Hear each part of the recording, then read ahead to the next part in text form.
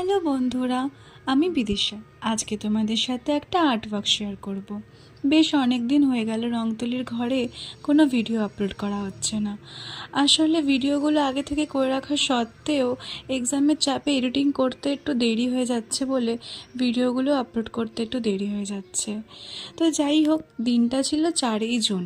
হ্যাঁ, ঠিক তার আগের দিন 3ই জুন 17 বছর পর আরসিবি প্রথমবার আইপিএলে ট্রফি জিতেছে। তো সেই উপলক্ষেই এই পোস্টারটা করার চেষ্টা করেছি আমি, আরসিবির পোস্টারটা। আমি খুব একটা আরসিবির ফ্যান গার্ল নই, তবে বিশেষ কিছু কারণে এই বছর আরসিবির খেলা দেখেছি আর কিছু ইনফরমেশনও পেয়েছি। তো বলতে পারো হয়ে গেছি।